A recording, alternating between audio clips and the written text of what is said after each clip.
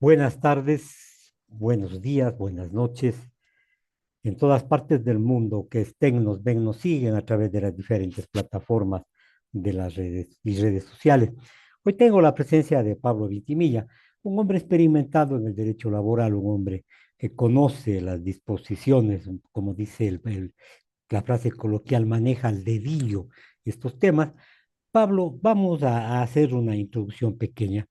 En el país existe un temor de que las nuevas disposiciones, las horas que han sido aprobadas para cumplir 10 horas diarias, en fin, ha causado una especie de duda, de resquemor. ¿Crees tú que esta disposición, este reglamento, está afectando realmente a las relaciones laborales? Marco, ante todo, muchas gracias por la invitación. Un saludo especial a ti y a la audiencia. Sí, efectivamente, el tema laboral es un tema muy sensible en la medida de que tiene mucho impacto social, tanto para trabajadores como para empleadores. Consecuentemente, yo creo que cualquier norma que regule las relaciones obrero-patronales, el primer requisito debe ser una socialización adecuada. Es decir, que quienes son los actores dentro del proceso productivo tengan la posibilidad de dar sus puntos de vista, las conveniencias, las objeciones, pero no simplemente a través del Ministerio de Trabajo establecer una nueva reglamentación a través de estos acuerdos ministeriales, indistintamente de que sea o no sea conveniente. Al margen de ello, Correcto. creo que lo primero es que exista una adecuada socialización, precisamente para que se puedan hacer las observaciones pertinentes y provocar una mejor construcción de la normativa legal. Yo creo que existen temas muy sensibles, como por ejemplo el hablar de la flexibilidad laboral. Correcto, Este es un tema. pero Pablo, para encuadrarnos ya. Sí, ok, la socialización, estoy de acuerdo contigo que las partes, entre comillas, partes, deben conocer los empleadores, los trabajadores. Se dice que en el sector empresarial ya se ha sociabilizado, pero en el sector laboral no se sociabilizó, no se hizo conocer. Esta falta de diálogo es un óbice y que a lo mejor crea una especie de cisma o resquemor en las relaciones laborales. Sin lugar a dudas, yo creo que es fundamental que el conocimiento de la nueva normativa, los nuevos procedimientos, los nuevos tipos de contratación sean conocidos por el sector empresarial, como se dice que se lo ha hecho, pero hay una queja del sector laboral en donde dicen, en síntesis, vienen y nos imponen. Frente a lo hecho, ¿qué podemos hacer? Tener que recurrir a demandas de inconstitucionalidad, por ejemplo. Todos sabemos el proceso tortuoso que es una demanda de esa naturaleza. Mientras Ujú. tanto, y hasta que no se declare una probable inconstitucionalidad, sigue aplicándose. Entonces, ciertamente nos coge de sorpresa. Por eso creo que el reclamo que se viene haciendo por esta falta de socialización es totalmente pertinente, porque la base de todo en cualquier tipo de relación es que exista seguridad jurídica. Si no hay la seguridad, no hay la certeza, no hay el conocimiento, mal podemos nosotros a priori el poder dar un criterio. En este caso, el sector laboral no ha tenido esa posibilidad de poder dar sus sugerencias, sus comentarios. Bien, Mientras tanto, ahora, tenemos ya una jornada laboral con ciertas características que obviamente desde la óptica en que se enfoque podremos establecer la pertinencia, la conveniencia, la utilidad o no de dichas reformas. Pero, reitero, a mi modo de ver, desde mi punto de vista, es importantísimo que se haga una socialización adecuada para que la norma no solamente goce de legalidad, goce de legitimidad, de la ujú, aceptación ciudadana, que creo que no solamente en el campo laboral, sino Marco, como tú bien sabes, como un jurista de muy alto nivel que eres, gracias. tiene que ser de conocimiento de todos para que exista una aplicación adecuada de la norma. Bien, por otro lado, vemos nosotros que existe una discriminación sobre las jornadas de trabajo o sobre la jornada laboral. Estas propuestas de flexibilidad han encendido el debate. Muchos sostienen que esta ley es regresiva en cuanto a los derechos laborales. Y en el aspecto social, la Constitución prohíbe este tipo de comportamientos y este tipo de aplicaciones en la norma o en la ley. Sí, efectivamente, tú sabes, la Constitución de la República, el artículo 11 de la misma, garantiza la progresividad de derechos, es decir, las conquistas laborales cada momento deben ser incrementadas, deben ir hacia adelante. No es posible tener normas que vayan en desmedro de esas conquistas que se han hecho, de esas garantías que se han logrado. Esa es la historia del derecho laboral. No diría solamente en el Ecuador, en el mundo entero. Hemos ido de menos a más y eso es lo que tiene que ser garantizado. Por ejemplo, veo que en los últimos acuerdos ministeriales para las personas que trabajan en toda esta área de imagen, rayos X, etcétera, que la jornada laboral era de 6 horas por las circunstancias específicas, Ujú. ahora se dice, usted trabaje las 6 horas, pero 2 horas más en oficina, en la parte administrativa. Es realmente lamentable ver Lamentable. este tipo de disposiciones porque yo creo que es necesario entender las actividades que se desarrolla por parte de los trabajadores de acuerdo a sus actividades ocupacionales. Una cosa es, por ejemplo, trabajar expuesto a los rayos a través de las imágenes, los rayos X, etcétera, en donde está comprometida pues la salud. Si Ujú. hablamos de seguridad y salud ocupacional, precisamente ese fue en su momento la condición básica para la reducción de la jornada de 8 a 6 horas. Pero vemos que ahora se está institucionalizando nuevamente que sí, las 6 horas son ahí, pero las dos ya son a nivel administrativo. Pero la jornada es completa, el desgaste que recibe el trabajador expuesto, exponiendo su salud, el conflicto psicológico que ello genera, el ambiente nocivo, etcétera, tiene que ser compensado de alguna manera. Además, ahí creo que hay una disminución de derechos absolutamente notable. Ojalá el ministerio no espere, y esto es importante, no espere de acciones constitucionales que se demande la inconstitucionalidad por la forma o el fondo de este tipo de normas, sino que tenga la sensibilidad, como vulgarmente se dice, dar retro y corregir lo que está mal. Eso es fundamental. Mm. Ahora, que existan circunstancias positivas, sí, probablemente sí las hay, pero también tienen que ser bien encaminadas estas con un debate adecuado. Podrá, efectivamente, como dices tú, hacer cosas, haber cosas positivas, disposiciones positivas, pero justamente la falta de sociabilización nos lleva a ignorar cierto tipo de comportamiento. Pero ¿estamos frente a una verdadera reforma laboral o solo son ajustes parciales del gobierno para un poco atenuar la tormenta que vivimos? Mira, yo creo que es un tema de reformas parches, como vulgarmente se dice. Creo que es necesario ya la expedición de un nuevo código de trabajo. El que tenemos parte de 1938. Fíjate el tiempo que ha transcurrido y todavía en ese código o en el actual código existen normas absolutamente anacrónicas que ya Claro. no tienen una aplicación efectiva.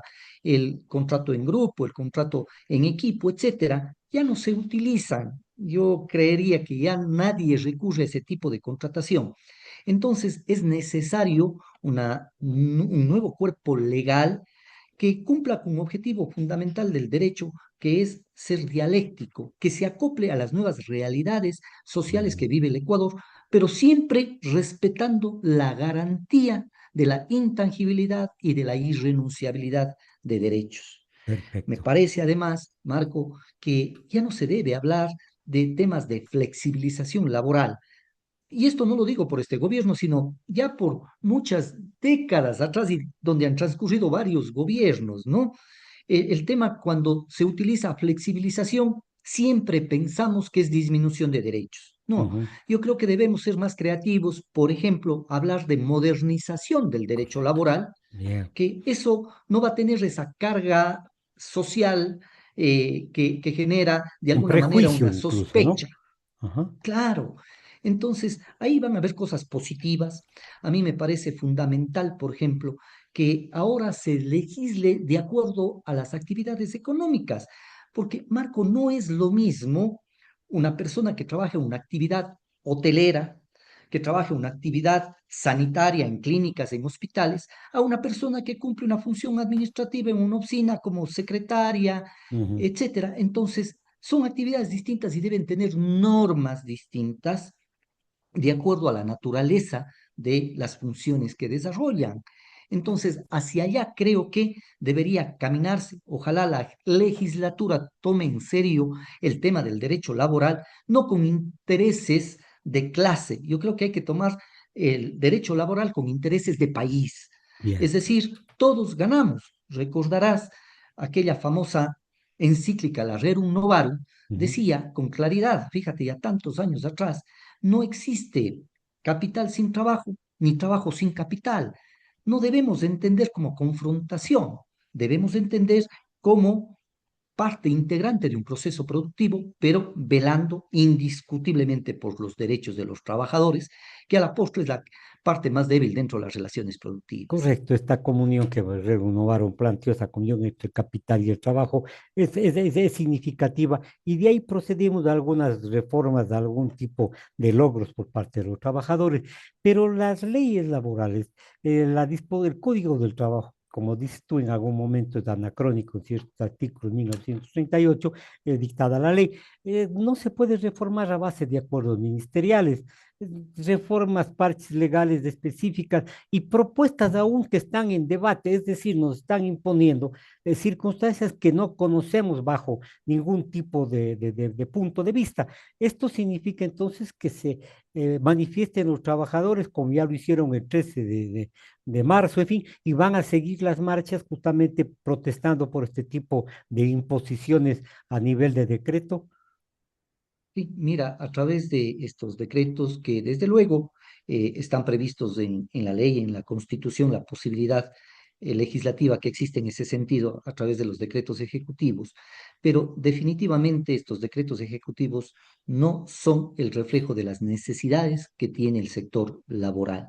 Mira, creo que es importante, primero, que la gente que está en los cargos en materia laboral, partiendo del ministro, sea gente que tenga conocimiento del área, que haya tenido una vivencia práctica, Correcto. que haya sido litigante, que haya estado en las inspectorías de trabajo, que ha estado en las judicaturas laborales, que ha estado vinculado a la docencia en esa materia, porque caso contrario es entrar con los ojos vendados para ese momento enterarse y tratar de hacerlo mejor, pero no hay el condicionamiento básico de la experiencia y el conocimiento para que puedan esas normas reflejar algo positivo. Mira, un ejemplo absolutamente sencillo, que viene ya tiempo atrás en el trámite de visto bueno. Cuando se le pide, se demanda la petición de visto bueno al trabajador, se le concede 2 días para que conteste ese visto bueno. En 2 días es imposible técnicamente preparar la prueba para poderse defender.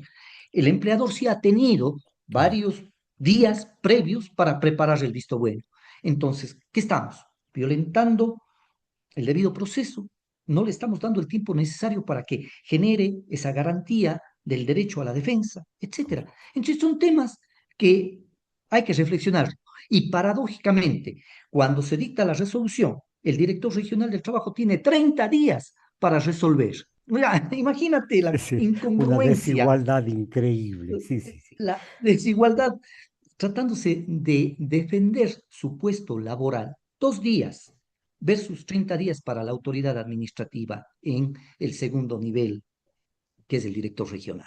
A nivel mundial, se trata de reducir la jornada laboral justamente para preservar la salud de los trabajadores. Hay países que trabajan 6 horas diarias, claro, las economías son diferentes, pero la situación de la jornada laboral de 10 a 12 horas es legal, peligrosa para la salud de los trabajadores y yo diría incluso que posibilitará la creación, entre comillas, de mano de obra, pero en condiciones que no estén aceptadas dentro de la ley. Mira, yo pienso que el tema laboral y la propia jornada de trabajo tiene que ser analizado desde un punto de vista de integralidad. Probablemente, si tú le pones a una persona que labore 10 horas diarias, 4 días a la semana, cumple con la jornada semanal de las Mm. 40 horas. probablemente el día viernes, si esto pasa de lunes a jueves, viernes, sábado, domingo, puede tener otro tipo de actividades debido a la crisis económica, le puede servir para tener un ingreso mayor. Pero si no analizamos la integridad del tema, ¿qué pasa con lo que tú acabas de señalar que me parece fundamental, uno de las aristas trascendentes, con el tema de seguridad y salud ocupacional? ¿Será Ujú. conveniente desde el punto de vista del trabajador como ser humano el tener jornadas de 10 o de 12 horas diarias? Porque al final de cuentas lo que tenemos que precaver es una garantía constitucional, el derecho a la salud de la población y dentro de ello de los trabajadores. Ujú. Entonces, fíjate que la norma se dicta en base a una visión exclusivamente de optimizar la jornada laboral, entre comillas, y estamos descuidando todo lo que es un tema de seguridad y salud ocupacional. No podemos desconocer, Marco, que somos un país tercermundista, que el grado de alimentación que deviene de los recursos económicos de un país del tercer mundo no puede ser igual a la alimentación de un trabajador de un país del primer mundo.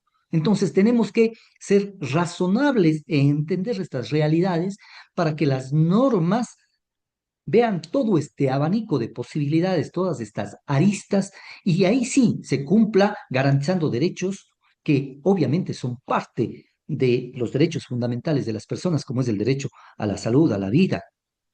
Ahora, estamos de acuerdo en esto de la salud, de la preservar los derechos de los trabajadores, pero también ha sido objeto esta reforma o la pretendida reforma de que se puedan elaborar hasta 12 horas diarias sin compensación alguna y tampoco ya existirían las horas extras si no se supera el límite, es decir, no se superan las 40 horas en la distribución del trabajo, también es un perjuicio para los trabajadores porque ya no hay horas extras ni suplementarias.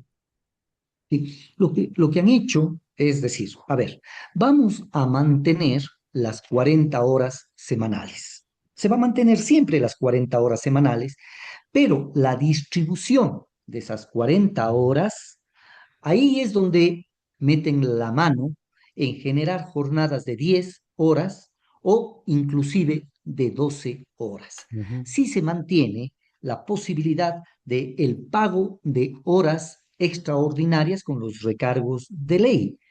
Pero evidentemente el factor que debe ser analizado es la actividad ocupacional, tiene que ser analizado el tema de seguridad y salud ocupacional y evidentemente las actividades dentro de las cuales se desarrolla el trabajo por parte de quien lo ejecuta, porque no es lo mismo una actividad de 8 horas diarias de 8 a 12 y de 2 a 6 a, por ejemplo, laborar en un centro de salud en donde la jornada te exige continuidad. Claro. Estos son los aspectos que tienen que ser debidamente analizados. En este momento ya no podemos hacer más, tenemos esa normativa, cuando menos, y esto hay que decirlo con claridad, para que se pueda optar por este tipo de cambios de la jornada, tiene que haber el acuerdo de las partes. Bien. Y yo siempre he sostenido que este acuerdo tiene que ser evidentemente producto de una voluntad sin ningún tipo de presión. Y Ya. aquí viene la reflexión que tenemos que hacernos. ¿Estará el trabajador en condiciones de decirle a su empleador no? Y yo creo que ese es un factor Ha de decir, importante la porque la puerta está consecuencia, abierta, señor. Si no acepta, tome el camino. pero por supuesto, entonces creo que esa es una forma de control que debería implementarse para que efectivamente sea una demostración de esa voluntad libre de vicio, libre de error, en donde no exista ningún tipo de coacción. Porque si viene el dador de trabajo y le impone, pero le hace firmar el consentimiento, no hemos ganado absolutamente nada. Absolutamente. Pero, al menos formalmente en la norma, se dice que tiene que haber el acuerdo de las partes, lo cual está bien por ahí, pero la autoridad de trabajo tiene que tener una posición mucho más garantista de los trabajadores, visitar los centros laborales, entrevistarles a los trabajadores, es decir, realmente precautelar que esa voluntad, si la existe, sea diáfana, no sea una imposición. Perfecto. Y el otro requisito que prevé esta este acuerdo ministerial es el hecho de que tiene que ser aprobado por el Ministerio de Trabajo, lo cual significaría que a la postre van a haber dos filtros, ¿no? El consentimiento del trabajador y la regularización o el control por parte del Ministerio de Trabajo. Ujú. ¿Cuántos inspectores de trabajo tenemos en la provincia de La Suay? ¿Es el número adecuado? ¿Existe la infraestructura? ¿Tienen en qué movilizarse? Etcétera, etcétera. Entonces, parece que solamente las normas en gran medida tienen esta función de formalidad, pero no de fondo. Y esto pasa no solamente en el campo del derecho laboral. Uno puede tener cosas escritas maravillosas. Creo que nuestra constitución actual es bastante buena, muy garantista, pero el problema no está en que la norma diga eso, si es que la norma no tiene una aplicación práctica, ¿no es cierto? Es decir, en el fondo de los hechos. Es letra muerta en buenas cuentas. La flexibilidad laboral que se plantea moderna, no dentro de la reforma, no dentro de iniciar o de crear un nuevo código de acuerdo a las exigencias actuales, es una forma de disfrazar la explotación del capital. Y eso te lo hago porque soy un hombre que trabajaste en el derecho laboral tantos años y conoces. Esta forma es una forma de disfrazar la explotación, pero yo diría que se agudice en algún momento el capital y el trabajo, la lucha o la supervivencia de uno y otro. Sí, mira, la Constitución, tú sabes, la del 2008 claramente prohíbe, proscribe la simulación laboral, por ejemplo. Ujú, Pero solamente una reflexión. ¿Cuántas veces a una persona se le contrata bajo la figura de servicios profesionales o profesional. servicios personales Ujú. para evadir el aporte a la seguridad social, para no pagar décimo tercero, no pagar décimo cuarto, no pagar vacaciones, es decir, para incumplir todas las garantías previstas en el régimen laboral ecuatoriano? Ahí tienes un ejemplo clarísimo. Y claro, Clarísimo. dices, Sí, es que tengo una relación civil. A través de los años he visto cosas increíbles. Por ejemplo, especialmente en el sector rural, donde existen estas famosas quintas. Entonces, al guardián de la quinta le hacen suscribir un contrato de arrendamiento de el lugar donde ujú. pernocta con su familia. Entonces, claro, estás disimulando, disfrazando toda una relación real, directa, el contrato realidad a través de este tipo de mecanismos. Yo creo que aquí también hay que generar la cultura marco del reclamo. Los trabajadores tienen que ser más fuertes en sus reclamaciones. Tenemos que todos apoyar esta cultura y no solamente en el campo laboral, en todos los sentidos. Creo que la gente se ha olvidado de reclamar. Los Ya. derechos están ahí para cumplirlos o para reclamarlos para que se cumplan. Yo creo que esto es fundamental y ahí creo que los colegios profesionales, las universidades, etcétera, los medios de comunicación deberían todos sumar para que se genere esta cultura del reclamo. Si el reclamar no es malo, es todo lo contrario. El reclamar es lo adecuado para que ya no se cometan errores en casos análogos, similares, y que la sociedad pueda funcionar adecuadamente.